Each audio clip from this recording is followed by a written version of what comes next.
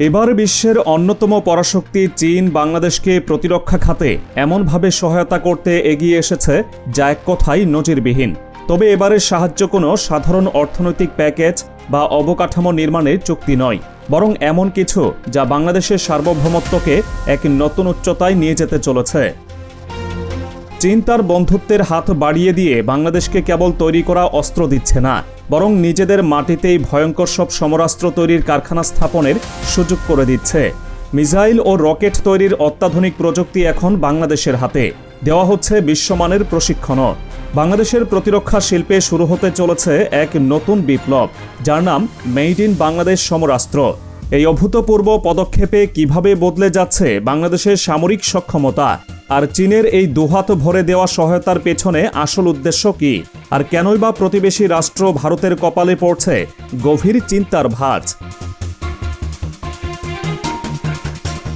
বিশ্ব রাজনীতিতে বন্ধুত্বের সংজ্ঞা প্রতিনিয়ত বদলায়, আর সেই বদলে যাওয়া সংজ্ঞার সবচেয়ে বড় উদাহরণ হতে চলেছে চীন বাংলাদেশ সম্পর্ক।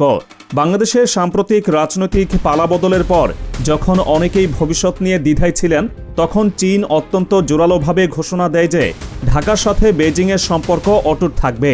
এই ঘোষণার পর থেকেই প্রতিরক্ষা খাতে বাংলাদেশকে একের পর এক অত্যাধুনিক প্রযুক্তি হস্তান্তর করে চলেছে চীন, যার সর্বশেষ এবং সবচেয়ে বড় উদাহরণ হল চীনের শীর্ষস্থানীয় সমরাস্ত্র নির্মাতা প্রতিষ্ঠান নরিনকোর পক্ষ থেকে বাংলাদেশকে PF-98 anti tank rocket system তৈরির সম্পূর্ণ প্রযুক্তি হস্তান্তর করা।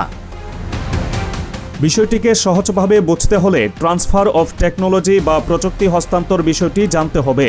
এর অর্থ হল চীন বাংলাদেশকে শুধু তৈরি করা অস্ত্র বিক্রি করছে না, সেই অস্ত্র তৈরির কারখানা, যন্ত্রপাতি, কাঁচামাল এবং উৎপাদন প্রক্রিয়ার প্রতিটি ধাপ হাতে কলমে শিখিয়েও দিচ্ছে।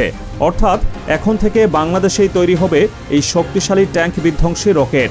এটি বাংলাদেশের প্রতিরক্ষা শিল্পের জন্য এক ঐতিহাসিক মুহূর্ত, কারণ এর মাধ্যমে বাংলাদেশ অস্ত্র ক্রেতা তালিকা থেকে বেরিয়ে এসে অস্ত্র উৎপাদক দেশের অভিজাত ক্লাবে প্রবেশ করার পথে এক বড় লাফ দিল।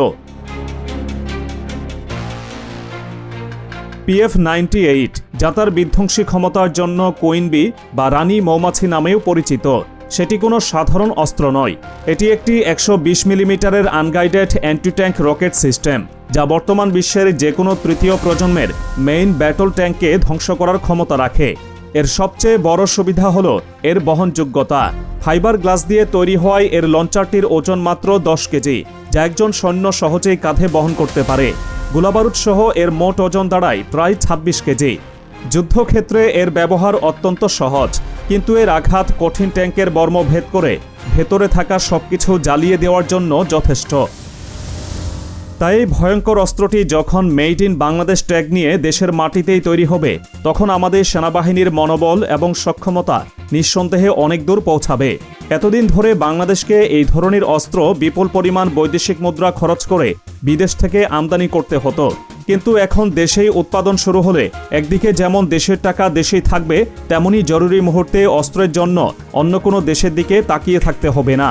এটি বাংলাদেশের সার্বভৌমত্ব এবং আত্মনির্ভরশীলতার এক উজ্জ্বল প্রতীক হয়ে উঠতে চলেছে। এই স্বপ্নের বাস্তবে রূপান্তর হতে চলেছে বন্দরনগরী চট্টগ্রামে। বাংলাদেশ অর্ডিন্যান্স ফ্যাক্টরি বা BOF এর দ্বিতীয় শাখায় পুরোদমে চলছে PF-98 অ্যান্টি ট্যাঙ্ক রকেট সিস্টেমের প্রোডাকশন লাইন স্থাপনের কাজ। সবকিছু ঠিক থাকলে 2026 সাল নাগাদ এই কারখানা থেকে আনুষ্ঠানিকভাবে উৎপাদন শুরু হবে। প্রাথমিক পরিকল্পনা অনুযায়ী এই কারখানা থেকে প্রতি বছর প্রায় 200 ইউনিট অস্ত্র তৈরি করা সম্ভব হবে, যা বাংলাদেশ সেনাবাহিনীর চাহিদা মেটানোর জন্য যথেষ্ট। শুধু প্রোডাকশন লাইন স্থাপন করেই চীন থেমে থাকছে না। এই প্রযুক্তিকে পুরোপুরি আয়ত্তে আনার জন্য বাংলাদেশ অর্ডিন্যান্স ফ্যাক্টরির প্রায় 200 জন কর্মকর্তাকে চীনের পিপলস লিবারেশন আর্মি PL এর মান অনুযায়ী সরাসরি প্রশিক্ষণ দেওয়া হচ্ছে। এর ফলে বাংলাদেশের নিজস্ব জনবলই আগামী দিনে এই কারখানা পরিচালনা এবং অস্ত্রের মান নিয়ন্ত্রণ করতে পারবে। এই উদ্যোগের ফলে দেশের মাটিতেই একটি দক্ষ প্রজন্ম তৈরি হবে, যা ভবিষ্যতে আরও উন্নত সমরাস্ত্র তৈরির গবেষণায় নেতৃত্ব দেবে। স্থানীয় পর্যায়ে উৎপাদন হওয়ায় দেশের অর্থনীতিতেও এর ইতিবাচক প্রভাব পড়বে। নতুন কর্মসংস্থান তৈরি হবে এবং ধীরে ধীরে বাংলাদেশ হয়তো একসময় বন্ধু প্রতিম দেশগুলোর কাছে অস্ত্র রপ্তানি করার সক্ষমতাও অর্জন করতে পারে। চীনের এই সহায়তা শুধুমাত্র ভূমি থেকে ভূমিতে সীমাবদ্ধ থাকছে না, বরং আকাশেও বাংলাদেশের প্রতিরক্ষা ব্যবস্থাকে দুর্ভেদ্য করে তোলার এক বিশাল পরিকল্পনা হাতে নিয়েছে বেইজিং। সেই পরিকল্পনার অংশ হিসেবেই বাংলাদেশকে দেওয়া হয়েছে আধুনিক ম্যানপ্যাড বা ম্যান পোর্টেবল এয়ার ডিফেন্স সিস্টেমের প্রযুক্তি। সহজ কথায় এটি হলো কাঁধে বহনযোগ্য বিমান বিধ্বংসী ক্ষেপণাস্ত্র ব্যবস্থা। দেখতে ছোট এবং হালকা হলেও যুদ্ধক্ষেত্রে এর প্রভাব অত্যন্ত মারাত্মক। একজন সৈন্য এই অস্ত্র ব্যবহার করে নিচু দিয়ে উড়ে যাওয়া শত্রুপক্ষের হেলিকপ্টার, ড্রোন, এমনকি যুদ্ধবিমানকেও মুহূর্তের মধ্যে ভূপাতিত করতে পারে। চীন ইতোমধ্যে বাংলাদেশ সেনাবাহিনীকে FN-6 এবং QW-18 নামক দুটি আধুনিক ম্যানপ্যাডসের প্রযুক্তি হস্তান্তর করেছে। এর ফলে বাংলাদেশ এখন আর শুধু ব্যবহারকারী নয়, নিজের দেশেই এই অত্যাধুনিক আকাশ প্রতিরক্ষা ব্যবস্থা তৈরি, রক্ষণাবেক্ষণ এবং প্রয়োজনে উন্নত করার ক্ষমতা অর্জন করতে চলেছে। বাংলাদেশের মতো একটি নদীমাতৃক দেশ, যেখানে দুর্গম পাহাড়ি অঞ্চল এবং দীর্ঘ উপকূলীয় এলাকা রয়েছে, সেখানে এই ধরনের গতিশীল ও সহজে বহনযোগ্য প্রতিরক্ষা ব্যবস্থা অত্যন্ত কার্যকর। যে কোনো স্থানে দ্রুত মোতায়েন করে শত্রুর বিমান হামলা মোকাবেলা করার এক অসাধারণ ক্ষমতা এখন বাংলাদেশের হাতে। FN-6 হল বাংলাদেশ সশস্ত্র বাহিনীর অন্যতম প্রধান আকাশ প্রতিরক্ষা ব্যবস্থা। এটি তৃতীয় প্রজন্মের একটি প্যাসিভ ইনফ্রারেড হোমিং সিস্টেম, অর্থাৎ এটি শত্রুপক্ষের বিমানের ইঞ্জিন থেকে নির্গত তাপকে অনুসরণ করে নির্ভুলভাবে আঘাত হানতে পারে। চীনের সেনাবাহিনীতেও এর ব্যাপক ব্যবহার রয়েছে। অন্যদিকে QW-18 হল আরও আধুনিক এবং চতুর্থ প্রজন্মের একটি এয়ার ডিফেন্স সিস্টেম। বাংলাদেশ সেনাবাহিনী ও নৌবাহিনী উভয়ের কাছেই এটি রয়েছে। এর পাল্লা ভূমি থেকে প্রায় 5 কিলোমিটার উচ্চতা পর্যন্ত, অর্থাৎ নিচু থেকে মাঝারি উচ্চতায় থাকা যে কোনো উড়ন্ত লক্ষ্যবস্তুকে এটি ধ্বংস করতে সক্ষম। এই দুটি সিস্টেম হাতে আসায় বাংলাদেশের আকাশ প্রতিরক্ষা ব্যবস্থা এখন আগের চেয়ে অনেক বেশি শক্তিশালী এবং বহুমাত্রিক। অতর্কিত বিমান হামলা প্রতিহত করতে এই শোল্ডার ফায়ার্ড মিসাইলগুলো হতে চলেছে সেনাবাহিনীর তুরুপে তাস। এখন মূল আলোচনায় আসা যাক। কেন চীন বাংলাদেশকে এতটা সামরিক সহায়তা দিচ্ছে এবং কেন এতে ভারত উদ্বিগ্ন? এর উত্তর পেতে হলে আমাদের তাকাতে হবে বঙ্গোপসাগর এবং ভারত মহাসাগরের দিকে, যা বর্তমান বিশ্বের সবচেয়ে গুরুত্বপূর্ণ সামুদ্রিক বাণিজ্য পথগুলোর মধ্যে অন্যতম। এই অঞ্চলে চীন তার প্রভাব বিস্তার করতে চায় এবং সেই লক্ষ্যে তারা স্ট্রিং অফ পার্লস বা মুক্তার মালা নীতির আওতায় বিভিন্ন দেশের সাথে গভীর সম্পর্ক স্থাপন করছে।